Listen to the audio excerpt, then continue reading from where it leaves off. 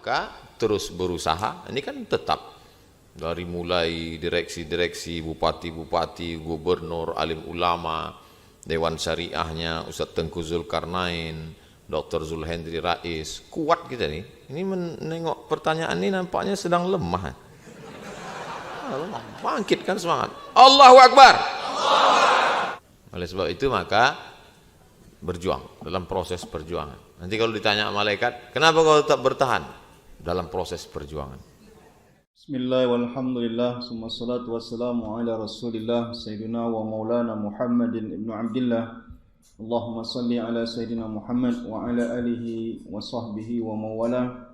Para pendengar di mana saja Anda berada, terkhusus pimpinan Bank Riau Kepri beserta staf dan seluruh karyawan dan karyawati, dan semua yang mendengarkan audio maupun video ceramah kali ini.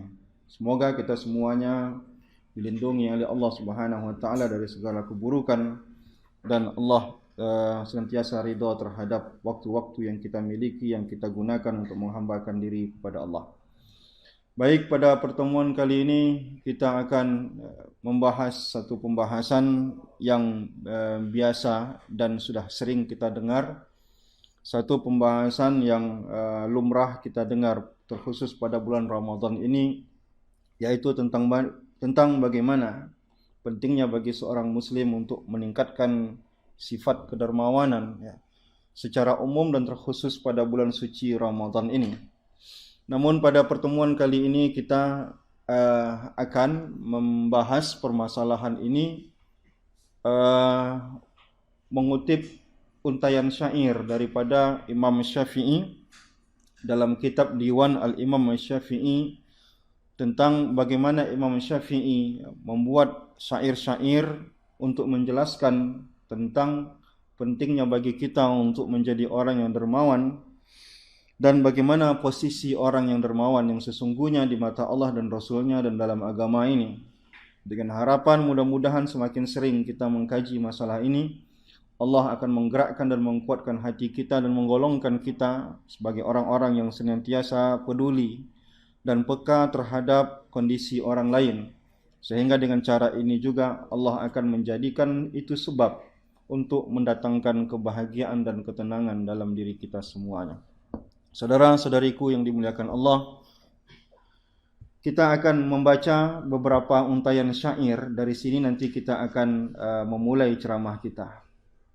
Syair yang kita baca pertama adalah syair tentang bagaimana Imam Syafi'i menggambarkan tentang sosok manusia yang terbaik.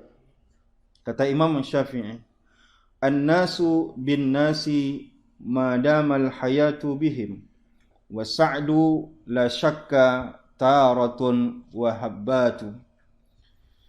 Manusia, kata Imam Syafi'i, tidak lepas dari manusia selagi mereka masih hidup. Kebahagiaan datang dan pergi, tak akan diragukan lagi. Ini bait pertama daripada syair pertama ini, di mana Imam Syafi'i menjelaskan dan menegaskan kepada kita bahwa siapapun kita, apapun posisi kita, setinggi apapun derajat kita, atau apapun yang kita miliki, maka tetap kita pasti akan butuh pada orang lain. Orang miskin butuh kepada orang kaya, dan orang kaya butuh kepada orang miskin. Maka itu kata Allah Subhanahu wa taala, wa rafa'na ba'duhum fawqa ba'din darajatin. Kami tinggikan derajat satu daripada yang lainnya. Liyatakhiza ba'duhum ba'dan sukhriyah, agar mereka bisa saling memanfaatkan satu sama lain. Jadi kalau ada kita berpikir bahwa kekayaan kita selalu dimanfaatkan oleh orang lain dan kita tidak suka itu, sehingga kita lupa tujuan Allah membuat kita kaya, tujuan Allah membuat kita berada, tujuan Allah membuat kita memiliki jabatan, tujuan Allah memberikan satu posisi kepada kita karena memang Allah ingin orang lain memanfaatkan nikmat itu.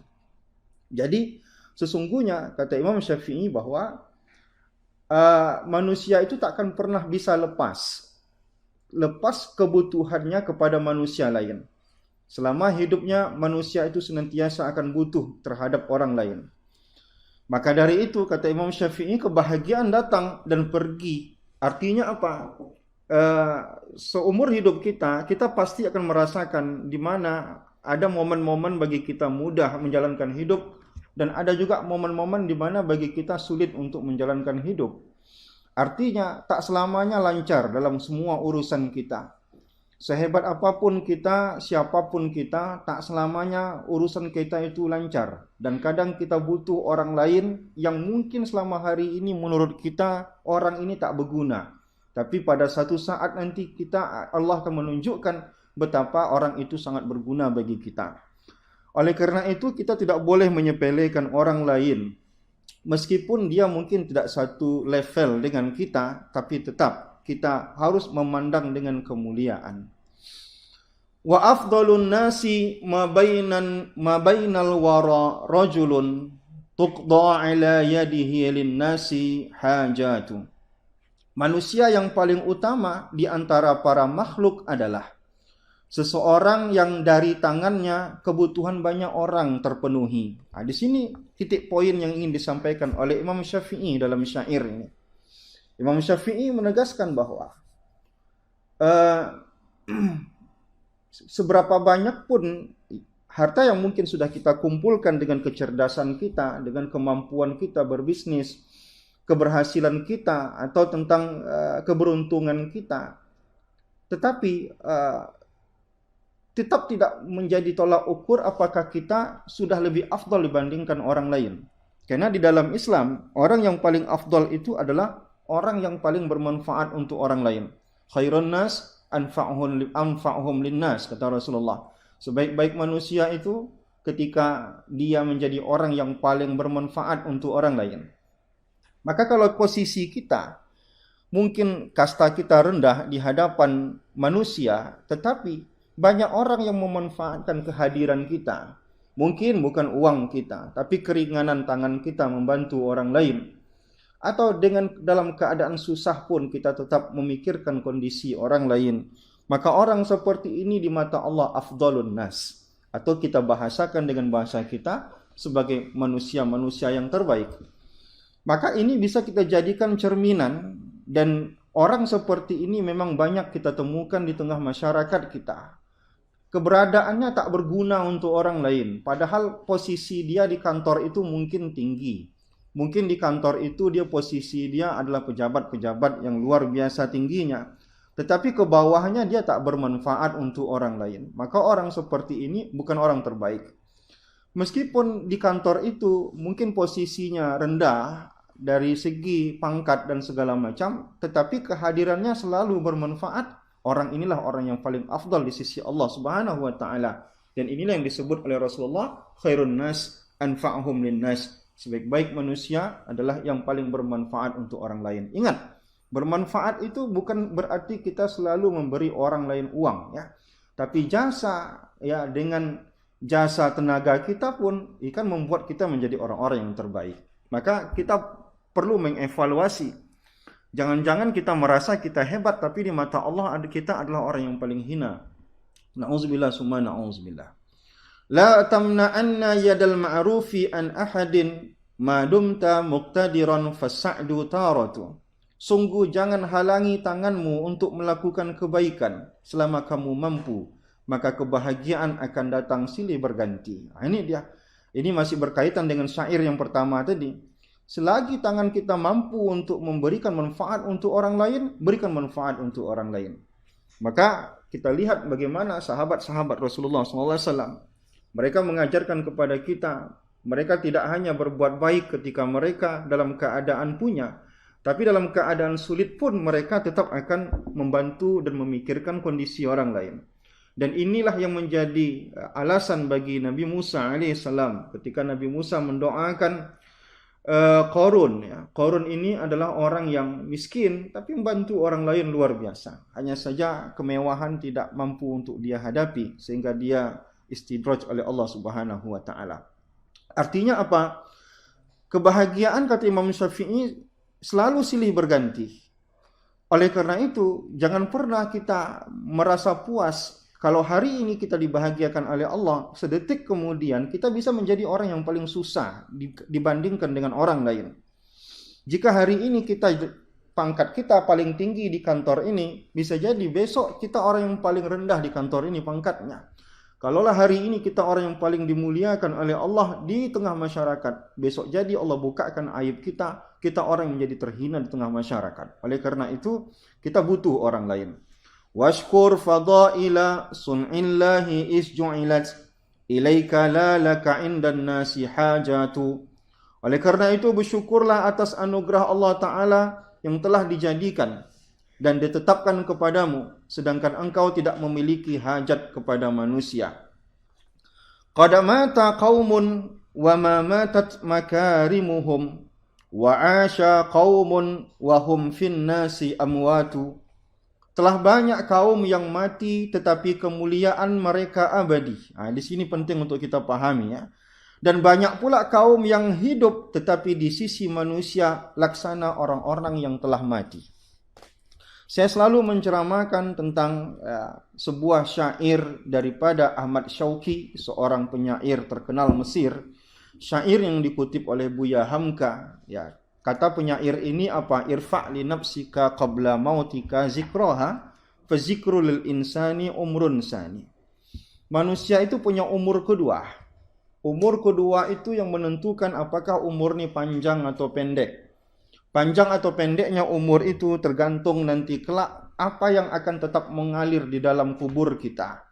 Apakah dosa jariah yang tetap mengalir ataukah ada amal jariah yang tetap mengalir di kuburan kita. Rasulullah SAW telah wafat 14 abad lalu, sampai hari ini orang masih mengenang kebaikannya. Dalam waktu yang bersamaan bahwa pada abad itu wafatlah seorang Abu Jahal dan sampai kapanpun orang akan mengenang keburukannya. Pada masa yang sama lahirlah Nabi Musa alaihissalam dan sampai kiamat orang akan mengenang kebaikannya sebagai seorang nabi. Dalam waktu yang bersamaan pun orang akan mengenang sosok lainnya yang berseberangan, yaitu Fir'aun, yang sampai hari kiamat orang akan membicarakan keburukannya. Nah, ingatlah bahwa akan ada yang tinggal. Dan tinggal itu bisa bertahan lama dan bertahan hidup, tergantung apa yang kita tinggalkan. Maka kata Imam Syafi'i, betapa banyak orang yang sudah mati, tapi kemuliaannya masih tersisa sampai hari ini. Di antara mereka yang kemuliaannya masih tersisa hari ini adalah karena mereka mewakafkan sebagian harta mereka. Karena mereka adalah orang yang terlibat untuk membantu kehidupan anak-anak sekolah, membangun masjid, dan kedermawanan mereka membuat mereka tetap hidup sampai waktu yang lama, meskipun jasad mereka telah mati, tetapi amal jariah mereka tetap hidup. Ya. Orang seperti itu banyak, dan orang kebalikannya juga banyak. Ada betapa banyak orang yang sudah mati, tapi dosanya tetap mengalir. Bisa jadi dia pernah mengajarkan perkara buruk pada orang lain, atau pernah dia menyumbangkan sesuatu untuk kemaksiatan.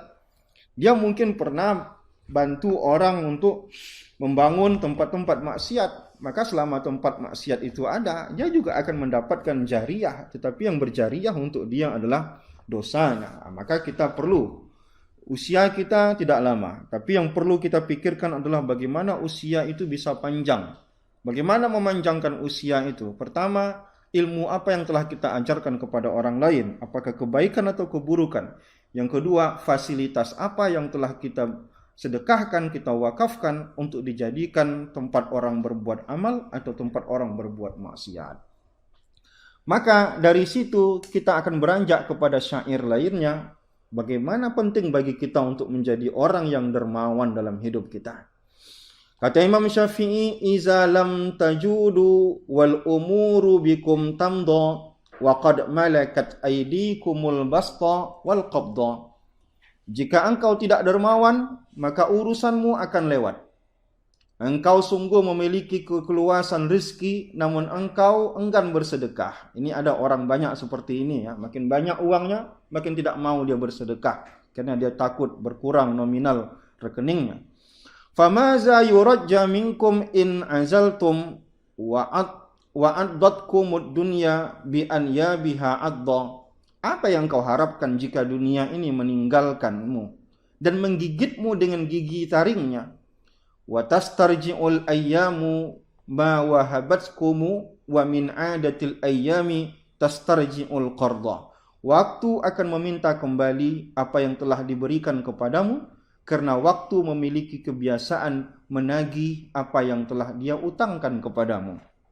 Jadi sebenarnya ya, apa yang Allah berikan kepada kita ya, baik dalam bentuk nikmat materi maupun non materi, pada sesungguhnya itu semuanya pinjaman. Pinjaman yang Allah ingin bahwa suatu saat pinjaman itu digunakan untuk hal-hal yang baik. Dan pinjaman itu akan menjadi hutang yang akan dibayar. Oleh karena itu kita tidak heran ketika pelitnya kita itu bisa mendatangkan petaka bagi kita. Enggannya kita untuk membantu orang lain membuat harta kita menjadi kotor. Karena sesungguhnya ya, kita jangan pernah menghitung harta kita itu dengan hitungan neto yang bersih. Dia selalu saja hitungan harta kita itu bruto. Kenapa? Karena di sela-sela harta kita itu ada hak orang lain. Yang bukan hanya dalam bentuk zakat, tapi di sana ada dalam bentuk sedekah, dalam bentuk wakaf, dalam bentuk infak, dalam bentuk pemberian dan segala macam. Maka kadang keengganan kita mengeluarkan hak orang lain, maka harta itu menjadi kotor. Dan ketika harta itu menjadi kotor, maka dia akan menjadi kuman dalam tubuh kita.